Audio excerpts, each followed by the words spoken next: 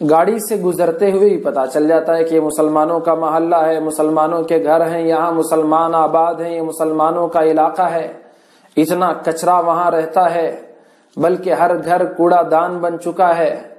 مسلمان کی ہوٹل دور سے ہی معلوم ہوتا ہے کہ یہ مسلمان کا ہوٹل ہے، مسلمانوں کا اسکول ہے، یہ مسلمان کے بچے ہیں۔ تو یہ گندگی جو کہ اسلام میں حکم تو پاکی صفائی کا دیا گیا، اللہ نے قرآن مجید میں ارشاد فرمایا ان اللہ یحب التوابین ویحب المتطہرین، پاک صاف رہنے والے اور خوب پاکی حاصل کرنے والوں سے اللہ محبت فرماتے ہیں۔ رسول کریم صلی اللہ علیہ وسلم نے ارشاد فرمایا، امام مسلم نے، نسائی نے، ترمذی نے اس حدیث کو نقل کیا ابو مالک اشعری رضی اللہ تعالی عنہ سے، الطہور شطر الایمان، پاکی صفائی یہ آدھا ایمان ہے۔ بچے کو یہ حدیث مکاتب میں یاد کرائی جا رہی ہے، لیکن ہمارے مسلمانوں میں پاکی صفائی کا اہتمام نہیں آ پاتا۔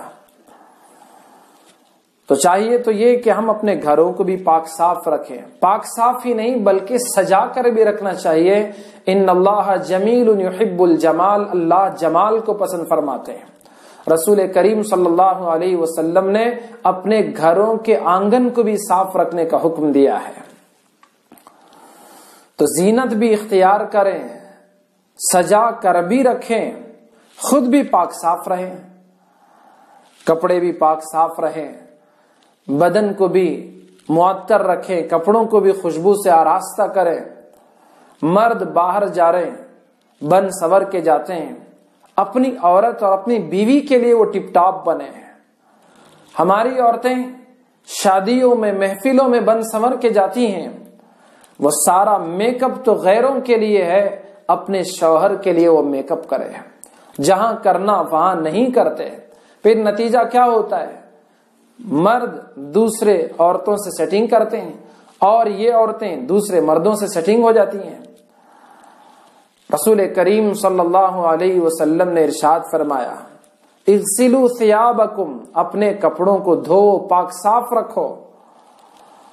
جہاں بے حیائی، بے لباسی اور عورتوں مردوں کا اختلاط اور آج کل کے فلم، ناچ گانے اور عریانیت، یہ جہاں زنا کے داعی اور اسباب ہیں، وہیں پاک صاف نہ رہنا بھی یہ زنا کا سبب اور داعی بنتا ہے۔ رسول کریم صلی اللہ علیہ وسلم نے ارشاد فرمایا اپنے کپڑوں کو دھو، پاک صاف رکھو۔ وَخُذُوا مِن شُعُورِكُمْ، اور اپنے بالوں کو ٹھیک رکھو۔